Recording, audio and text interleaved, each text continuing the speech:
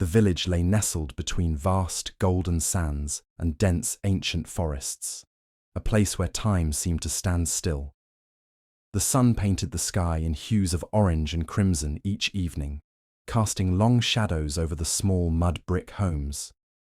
Life in the village was simple, dictated by the rhythms of nature, and stories whispered through generations shaped the beliefs of its people. Among the villagers was Zahara, a 12-year-old girl with deep, curious eyes and an unshakable spirit. She had lived with her grandmother, Mami Aisha, ever since her parents had passed away when she was very young. Mami Aisha was the village healer, a woman of wisdom who knew the secrets of herbs, potions, and ancient chants. People came to her for guidance, for remedies, and at times, for protection against things they did not fully understand. Zahara admired her grandmother deeply and spent her days helping her gather herbs, grinding leaves, and listening to the stories of old. The village was rich with tales, especially about the unseen. The elders often spoke of spirits and Jinn, beings of fire and wind, some benevolent, others mischievous, or even dangerous. They were said to roam the desert at night, whispering to those who wandered too far from the safety of their homes. Parents warned their children never to stray beyond the village's edge after dark, for that was when the spirits stirred. But Zahara was different. While other children shuddered at the mention of Jinn, she found herself drawn to these stories. She longed to know if the tales were true, if the spirits of the desert truly existed. Her grandmother would always hush her questions with a knowing smile, telling her that some things were better left alone. One evening, as the last rays of sunlight faded beyond the dunes, Zahara was returning home from the forest, a small bundle of medicinal leaves clutched in her hands. The village was quiet, the air thick with the scent of burning wood and the distant sound of drums. She took the long path home, the one that passed near the forbidden well, a place no one dared to approach. The well stood alone at the village's edge, surrounded by weathered stones and gnarled roots. It was ancient, older than anyone could remember, and the elders often spoke of a presence lurking within its depths. Just as Zahara was about to quicken her pace and move past it, she heard something. A whisper. It was faint, carried by the evening breeze, but unmistakable. Her heart pounded. She froze in place, listening. The sound came again. A hushed voice, calling her name. Zahara turned her gaze toward the well. The air around it felt heavy, charged with something unseen.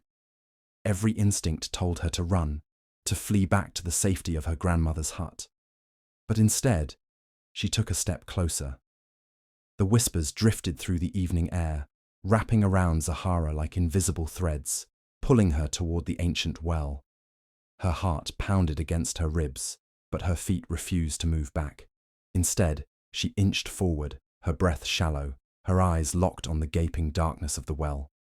The structure was unlike any other in the village. Though time had worn it down, strange carvings still remained on the weathered stones, symbols Zahara had never seen before. The villagers never spoke of them, only saying the well had been sealed long ago for reasons best left forgotten.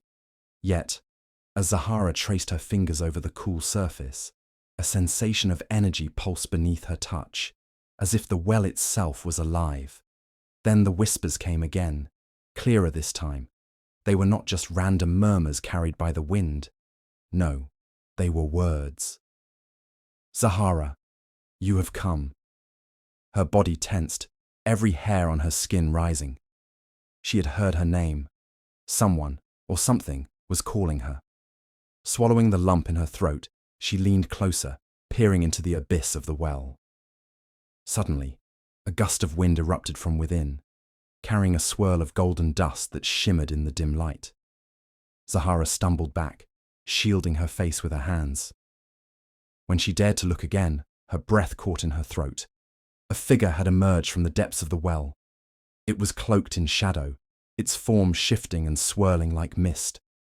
Two piercing golden eyes glowed in the darkness, watching her with an intensity that sent a chill down her spine. Zahara's hands trembled, and every instinct screamed at her to run. But she couldn't. Something about the figure held her in place. Who are you?" she whispered, her voice barely audible. The shadow moved slightly, its shape shifting with the breeze. When it spoke, its voice was deep and smooth, like a river flowing over ancient stones. "I am Zuberi." Zahara's breath hitched. A name. The Jinn had a name. Her mind raced with everything she had ever heard about Jinn: tricksters, deceivers, creatures of fire and air. They were to be feared, avoided, and yet, standing before one now, she felt something else. Something unexpected. Zuberi did not lash out, did not try to harm her. Instead, he simply watched, as if measuring her, deciding something. Then he spoke again. "You are not like the others. You do not run. You listen." Zahara forced herself to stay steady, though her knees felt weak. "What do you want?" For a long moment, the Jinn was silent. Then, he tilted his head slightly and said, "Help." That single word sent a shiver down Zahara's spine. Jinn did not ask for help. They did not beg or plead. They were powerful, feared. Why would one need her? The fear that had gripped her heart loosened just a little, replaced by something else: curiosity. She had always longed to know the truth behind the legends, and now she stood face to face with one. The village would call her foolish, but Zahara knew she could not turn away. Not yet. "What do you mean?" she asked, her voice steadier than before. Zuberi's golden eyes flickered like candle flames. "Return, and I will tell you." The wind shifted again, and just as quickly as he had appeared, the Jinn vanished, dissolving into the night. The air around the well grew still, the heavy presence lifting. Zahara took a shaky breath, her heart pounding. She should leave, forget this ever happened, and yet, deep down, she already knew the truth. She would return. That night, Zahara could hardly sleep. The Jinn's golden eyes haunted her thoughts, and his voice echoed in her mind. Why had he asked for help? What had trapped him in the well for so long? The next evening, just as the sky turned to dusk, Zahara returned to the ancient well. The village was alive with the sounds of drums and laughter, but she moved quietly, her heart beating faster with every step. When she reached the well, she hesitated. "Zuberi," she whispered. The air around her thickened, the wind curling like unseen fingers around her arms. Then, as before, golden dust swirled upward from the well, and the shadowy figure emerged once more. His glowing eyes studied her. "You returned."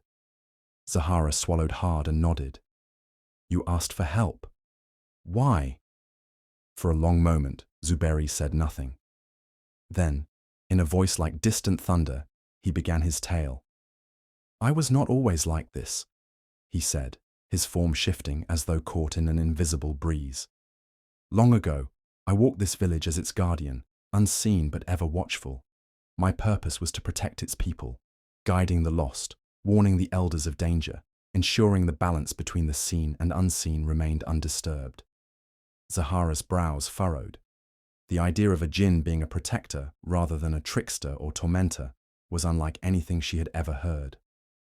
"The people once honored me," Zuberi continued. "They left offerings of honey and milk at the well, whispering their gratitude into the night. But that all changed when greed found its way into the heart of a man." His voice darkened, and the golden light in his eyes flickered. "There was a chief, Bakari. He was wise once, but wisdom can be swallowed by desire. He sought power beyond what a mortal should wield. He wished to command the spirits, to control forces not meant to be controlled." Zahara listened intently, the wind brushing against her skin. "Bakari came to me, demanding my loyalty, my strength, my knowledge of things unseen. But a guardian does not serve the selfish. When I refused, he turned to dark magic. learning ways to bind what should never be bound. A shadow passed over Zuberi's face, his form shifting uneasily. With the help of a sorcerer from distant lands, he performed a ritual under the full moon. He betrayed me, trapped me within this well, sealing my power with words of ancient binding. I fought, but the magic was strong, and I was cast into the abyss, cursed to remain here for centuries.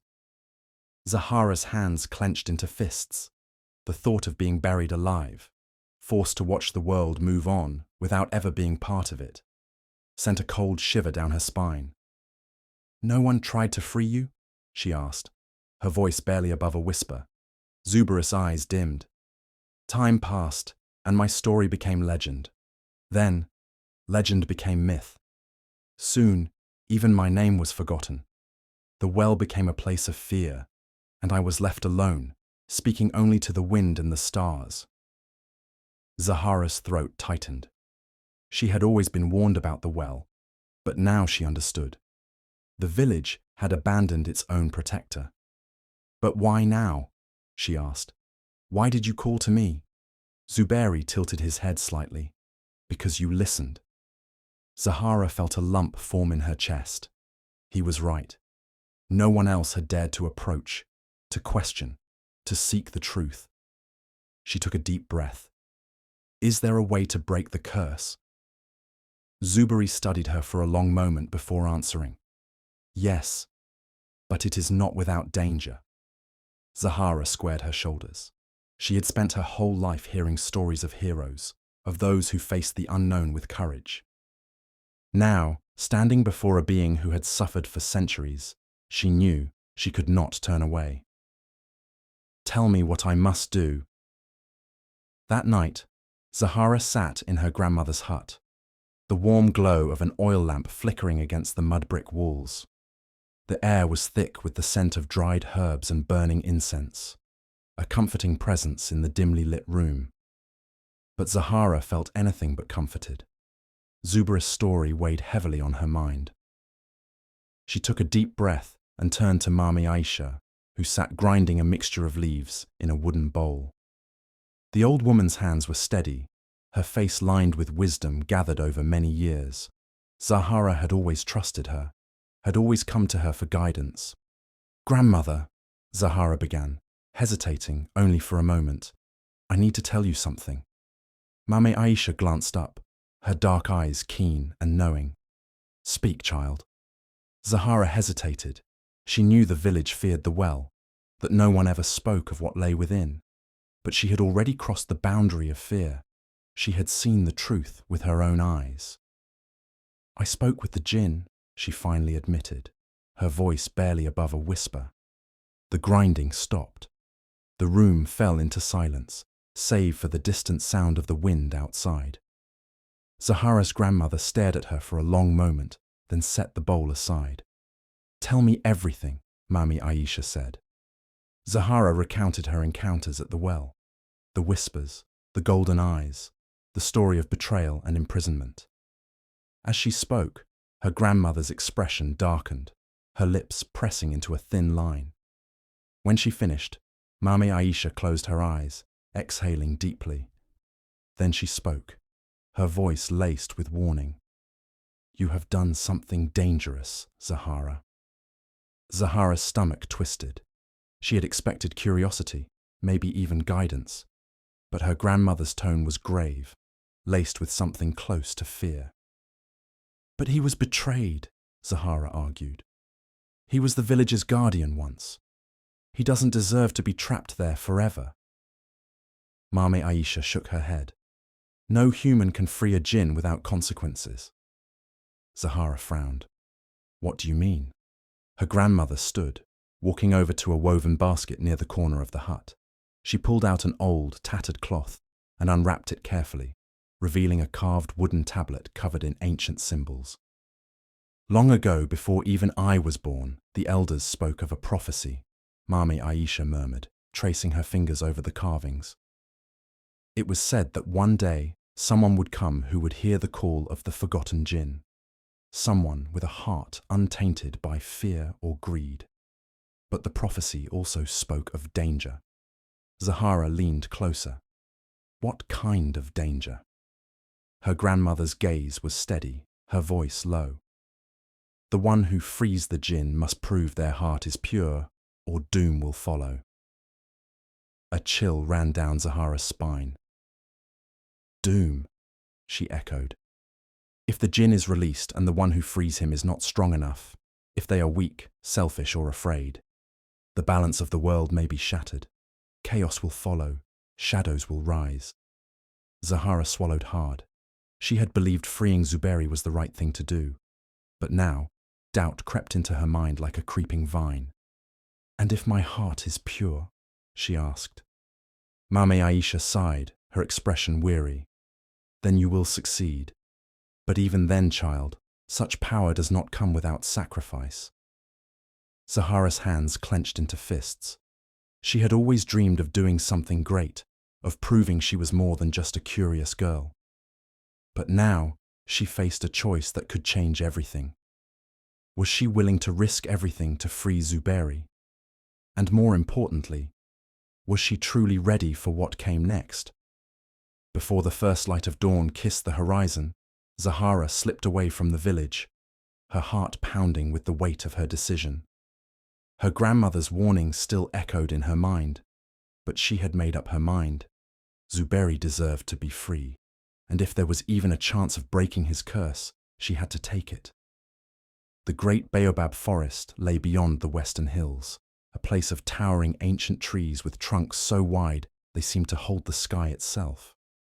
It was a sacred place, one few dared to enter, for it was said to be guarded by spirits older than time. But Zahara had heard whispers of an ancient spell hidden deep within, a spell that could break the bindings of dark magic. As she ventured deeper into the forest, the world around her grew quieter, the air thick with something unseen. Strange plants curled along the paths, their leaves shimmering in hues of silver and violet. Shadows flickered between the trees, watching, waiting. But Zahara kept moving, clutching the small satchel of herbs her grandmother had given her for protection. Hours passed, and just as doubt began to creep in, she heard a voice, not a whisper like Zuberi's, but a slow, measured tone, as if time itself spoke. Why does a child wander so far from home? Zahara turned sharply and gasped. Before her sat a massive tortoise, its shell covered in carvings that pulsed with a faint golden glow. Its eyes, deep and wise, studied her with quiet curiosity. I seek the spell to free the forgotten Jinn, Zahara answered, forcing herself to stand tall. The tortoise blinked slowly, a heavy burden for such small shoulders. Do you understand what you ask? Zahara swallowed. I do. The tortoise was silent for a long moment, then nodded. Then you must pass the test. Without another word, the ground beneath Zahara shifted, and suddenly she found herself standing before a dark cave. A warm gust of air blew from its depths, carrying whispers, memories, fears. Inside lies the scroll, the tortoise said, but it will not be given freely. You must prove yourself. Zahara clenched her fists and stepped forward. The cave swallowed her in darkness. The air was thick, almost suffocating. As she walked deeper, a voice curled around her like smoke. Why do you seek the spell? It was not the tortoise. It was not Zuberi. The voice was everywhere and nowhere. To help a friend, Zahara answered. The voice shifted, whispering closer. But what if the Jinn deceives you? What if he brings ruin instead of peace? Doubt clawed at her, but she took a deep breath. I trust him. The air grew colder. Would you still free him if the price was your own freedom? Zahara hesitated. She had not considered this. Could she bear being bound in his place? Could she accept such a sacrifice? But then she thought of Zuberi's golden eyes, of the centuries he had spent trapped, alone. She thought of justice, of doing what was right, not just what was easy. She straightened her shoulders. Yes. Silence. Then, from the darkness, A golden glow appeared, a small, ancient scroll hovering before her. Zahara reached out and took it. The whispers faded. The cave grew still. As she stepped back into the light, the tortoise watched her with a knowing gaze. "You have chosen well." Zahara nodded, clutching the scroll tightly. The journey was not over, but she was ready for what came next. The village lay quiet beneath a sky heavy with dark clouds. Zahara clutched the ancient scroll against her chest as she made her way toward the well. The weight of her journey, the warnings, the trials, everything led to this moment. Zuberi was waiting. His golden eyes flickered in the darkness as he emerged from the well's depths, his form shifting like smoke caught in the wind. "You have returned," he said, his voice steady but laced with something deeper. Hope. Zahara nodded. "I found the spell." She unrolled the scroll, the parchment humming with unseen energy. The symbols glowed faintly in the dim light, ancient words written by hands long forgotten. She took a deep breath and began to read. The language was unfamiliar, yet it flowed from her lips as if she had always known it. Each word sent ripples through the air, making the ground tremble beneath her feet.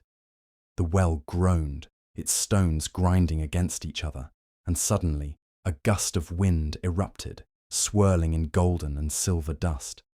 Zuberi's form flickered, stretching, rising. The sky above churned, lightning streaking through the clouds, as if the heavens themselves were watching. The air grew thick with power, humming with the weight of something ancient and unstoppable. Zahara pressed on, her voice steady despite the storm raging around her. The final words left her lips, and for a moment all was still. Then the well cracked open. A pulse of energy burst forth, sending Zahara stumbling backward. Zuberi threw his head back as golden flames erupted around him, his form solidifying, his presence expanding beyond the bounds of his prison. But just as the last of the bindings broke, a final whisper echoed through the storm. "The one who frees the Jinn must prove their heart is pure, or doom will follow." Zahara barely had time to react before she felt it. The drain, the pull, as if something unseen was reaching into her very soul. The air grew colder, and a shadow loomed behind Zuberi, something dark and twisted, the remnants of the curse refusing to let go. "It is not done," Zuberi said. His voice edged with something close to pain. The spell had freed him, but it had also awoken the full force of the curse. The magic needed balance, a price to be paid. "What must I do?" Zahara shouted over the howling wind. Zuberi's golden eyes met hers, and for the first time there was fear in them. "You must choose, Zahara. Walk away now, and I will remain, half free, but never whole. Or," his voice faltered, "or you must give a piece of yourself to complete what has begun." The words sank into her bones. A piece of herself. She understood now. The spell alone was not enough. Zuberi had been betrayed by selfishness, by greed. Only a selfless act could undo what had been done. Her grandmother's warning returned to her. No human can free a Jinn without consequences. Zahara looked at Zuberi, at the storm raging around them, at the remnants of the curse still clinging to his form. She thought of all he had suffered, of the centuries of loneliness and silence. He had waited for someone to hear him, to believe in him. She placed a hand over her heart. "Take what you need." Zuberi's eyes widened. "Zahara, you do not—" "I do." A single tear slipped down her cheek, not from fear, but from understanding. Magic was never without cost, and if she had to give something of herself to set things right, she would. Zuberi hesitated for only a moment. Then he stepped forward, placing his hand over hers. The second their palms met, a golden light burst between them, warm and pulsing like the heartbeat of the earth itself. Zahara gasped as a piece of her energy flowed into him, like a river spilling into the ocean. It was not painful, but it was overwhelming, like pouring warmth into something that had been cold for far too long. The curse shattered. The storm ceased. The well crumbled into dust. And in the silence that followed, Zuberi stood before her, not as a shadow, not as a prisoner, but whole. Zahara swayed, suddenly weak, but before she could fall, Zuberi caught her. "You are brave, Zahara," he murmured, "and your heart is pure."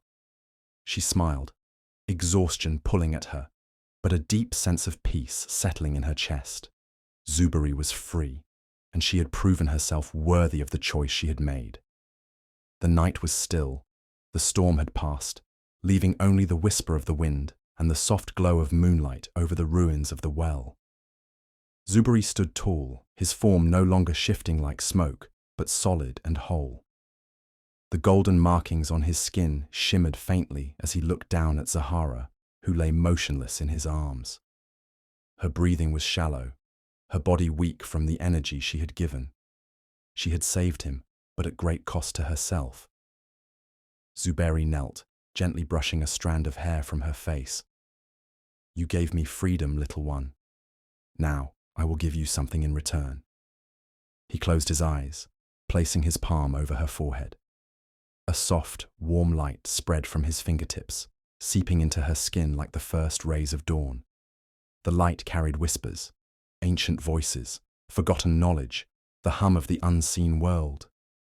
Zahara's eyelids fluttered, her fingers twitched, and then, with a deep breath, she opened her eyes. For a moment, she simply stared up at him, her vision hazy. Then she blinked in confusion. "Zuberi," he smiled. "You have done what no one else could. You have proven your heart." Zahara slowly sat up, still feeling lightheaded. But something was different. The world around her seemed alive in a way it hadn't before. The wind carried voices she had never noticed. The trees pulsed with energy. Even the ground beneath her hummed with something ancient and knowing. What happened?" she murmured. "A gift," Zuberi said gently, "for your sacrifice." She looked at her hands, then at the space around them. The air shimmered with unseen spirits, gentle, watchful presences that had always been there but were now visible to her. And deep within herself, she felt something new, a warmth, a knowledge, a power she had never known before. "You can now speak to those beyond the veil," Zuberi explained, "and you will carry the gift of healing, as your grandmother once did, but greater." Zahara's heart pounded. I don't know if I can—" "You can," Zuberi interrupted, his voice steady, "because you were meant for this." She swallowed, the weight of his words settling over her. She had left the village as a girl seeking to free a Jinn. Now she would return as something more. As the first light of dawn crept over the horizon, Zuberi stood. "It is time for you to go home." Zahara hesitated. "Will I see you again?" Zuberi smiled, his golden eyes glinting like the rising sun. "Perhaps, but you do not need me anymore, Zahara. You are strong enough on your own." With that, he turned, his form dissolving into golden mist, rising toward the sky until he was gone. Zahara took a deep breath, then slowly made her way back to the village. When she arrived, the elders were waiting, her grandmother at the front. Gasps filled the air as the villagers saw her. Changed, glowing with an unseen energy, her eyes wiser than before.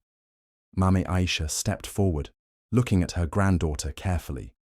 "You have walked a path no one else dared to tread," she murmured, "and you have returned. Different."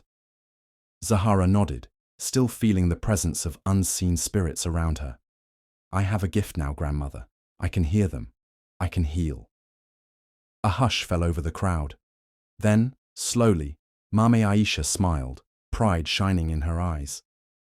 "Then you are ready to take your place among us, Zahara. You are no longer just a child, you are a protector, a healer, a guardian of the unseen." The villagers bowed their heads in respect. Zahara, once just a curious girl, had become something more. And though she would never forget Zuberi, she knew her journey was only just beginning. The years passed, and Zahara grew into a woman of great wisdom and strength. The little girl, who had once wandered too far in search of whispers, had become the village's most revered healer, a guide to those in need. Her hands, once small and uncertain, now carried the power to soothe pain, cure ailments, and even communicate with spirits long forgotten. People travelled from distant lands to seek her aid. Some came with sickness, others with questions for ancestors whose voices had faded with time. Zahara welcomed them all, never turning away those in need. But among the many stories she shared, one remained closest to her heart: the tale of Zuberi, the Jinn who had once been trapped beneath the earth, betrayed by greed but freed by kindness. The well that had once been a place of fear and superstition was no longer avoided. Instead, it became a place of wisdom, where elders gathered to teach the young, where Zahara sat beneath the stars and told the legend of the Jinn, who had been freed not by power, but by selflessness. She spoke of the choices that defined a person, not just bravery in the face of danger, but the courage to do what was right, even when the cost was great. She taught that kindness was stronger than fear, and that wisdom was not just knowing old stories, but understanding their meaning. The village thrived under her care, and though time aged her hands and silvered her hair, her spirit remained as strong as ever. One evening, as the sun dipped below the horizon and the sky burned gold, Zahara stood by the well, watching the wind dance over the surface of the water. A familiar warmth filled the air, a presence unseen but known to her heart. "I see you, old friend," she whispered with a smile. The wind stirred gently, as if in reply. Zuberi was free, and so was she. And though generations would come and go, the story of the girl and the Jinn would never be forgotten. For in the end, it was not magic or power that had broken the curse. It was the strength of a pure heart,